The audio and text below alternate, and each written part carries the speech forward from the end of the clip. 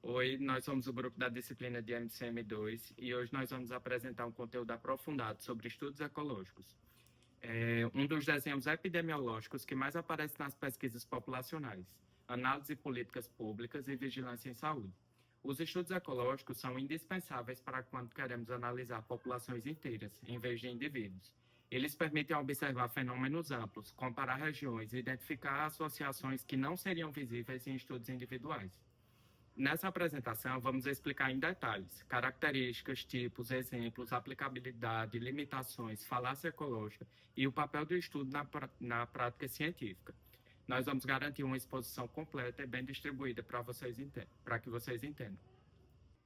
Então, para começar, é fundamental entender o conceito central. Nos estudos ecológicos, a unidade de análise é coletiva. Não avaliamos indivíduos isoladamente, e sim grupos.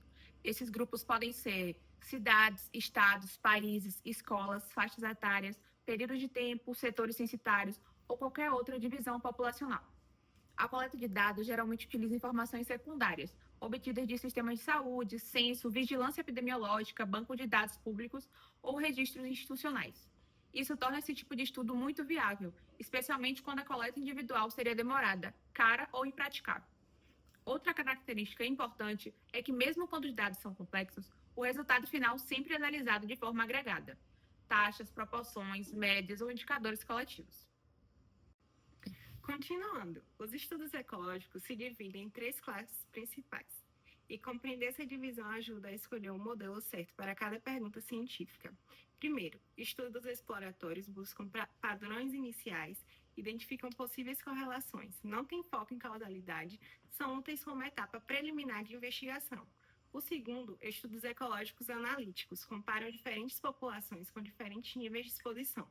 Procuram entender se existe associação consistente entre exposição e desfecho em nível populacional. Embora mais robustos que os exploratórios, ainda não estabelecem causalidade individual. Um terceiro são séries temporais. Observam a mesma população ao longo do tempo, avaliam o impacto de políticas públicas, mudanças ambientais, sazonalidade de doenças e têm efeitos antes e depois. São extremamente valiosos para o monitoramento contínuo. Agora vamos falar das aplicações concretas e mais aprofundadas dos estudos ecológicos. Tem os indicadores socioeconômicos de saúde, que é comparar o índice de desenvolvimento humano de municípios com as taxas de mortalidade infantil, que permite visualizar as desigualdades. Mesmo sem dados individuais, conseguimos identificar as regiões críticas. Também tem o ambiente e doença, estudos relacionando níveis de poluição atmosférica com interações por doenças respiratórias. São clássicos e ajudam a orientar as políticas ambientais. E as pandemias. Na Covid-19, muitos estudos ecológicos avaliaram os estados com maior cobertura vacinal, comparação da mortalidade entre períodos pré e pós-vacinação e impacto de lockdowns em regiões diferentes. E também tem a violência e indicadores sociais. Ao comparar a renda média de bairros com índices de violência, é possível compreender, os padrões sociais e de vulnerabilidade.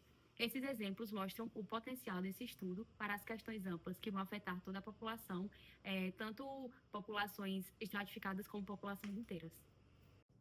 Os estudos ecológicos têm diversas vantagens que justificam sua ampla utilização.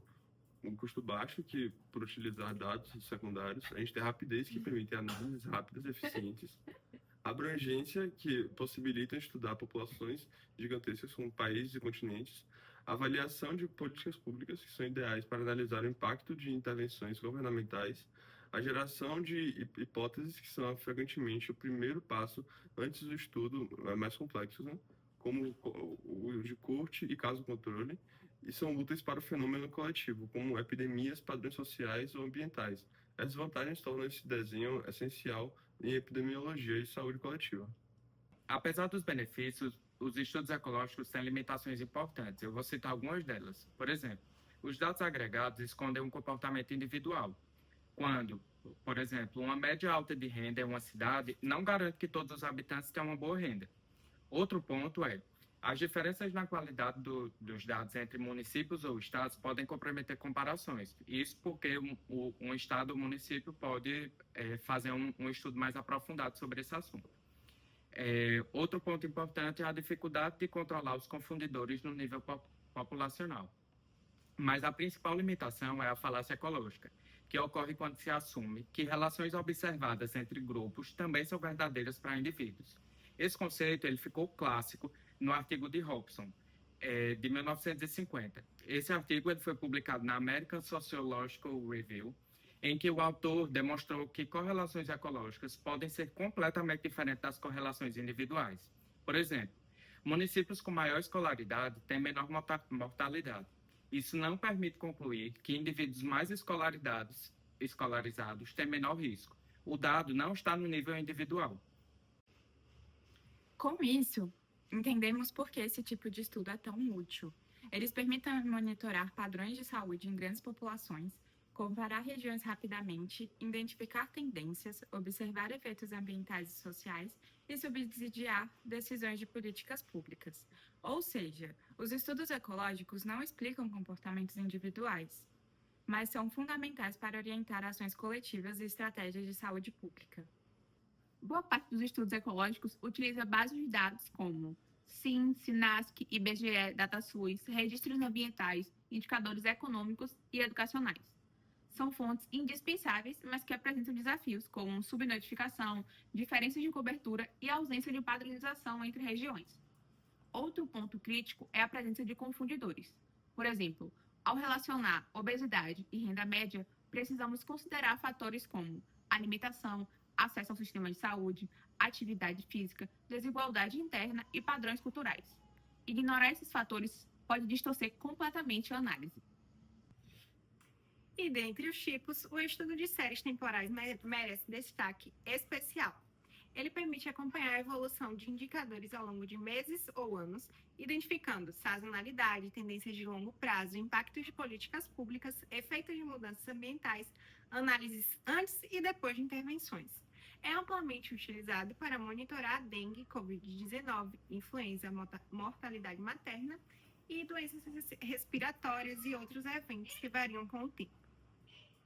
Alguns exemplos mais aprofundados reforçam o poder dos estudos ecológicos.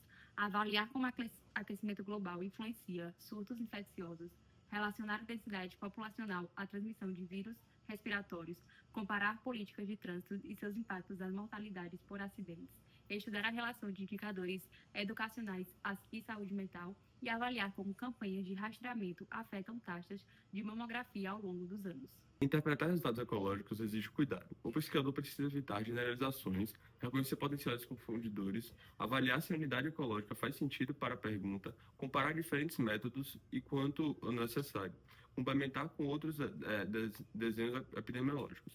Muitas correlações ecológicas são apenas o primeiro passo, não são apenas evidências de causalidade.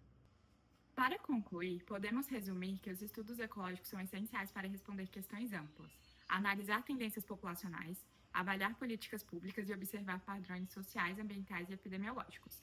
Eles são rápidos, econômicos e eficazes, mas exigem interpretação cautelosa devido às limitações inerentes ao uso de dados agregados e ao risco da falácia ecológica, como descrito por Hobson. Mesmo assim, são ferramentas indispensáveis para gestores, pesquisadores e profissionais da saúde coletiva. Obrigada por assistir a nossa apresentação. Tchau!